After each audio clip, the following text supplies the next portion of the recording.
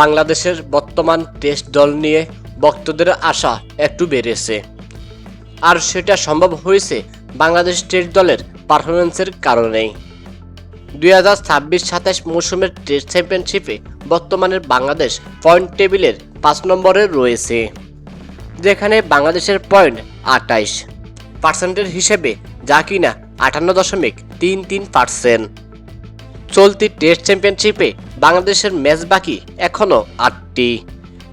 এখন প্রশ্ন হচ্ছে, বাংলাদেশ এই 8টি ম্যাচের মধ্যে কত ম্যাচ জিতলে টেস্ট চ্যাম্পিয়নশিপের ফাইনাল খেলতে পারবে? তো দর্শক, চলুন দেখিনি সমীকরণ।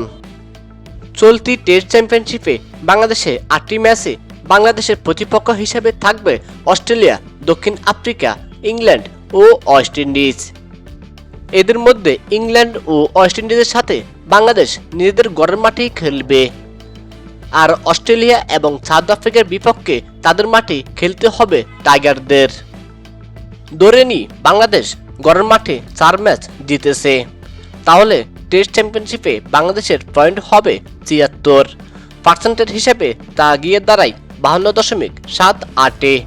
এটা ফাইনালের জন্য যথেষ্ট হবে না, কিন্তু যদি 6 ম্যাচে জয় পায় তাহলে পার্সেন্ট বেড়ে দাঁড়াবে 69.44।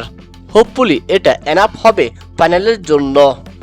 সুতরাং বাংলাদেশের আগামী 8 ম্যাচের মধ্যে 6টি ম্যাচই জিততে হবে।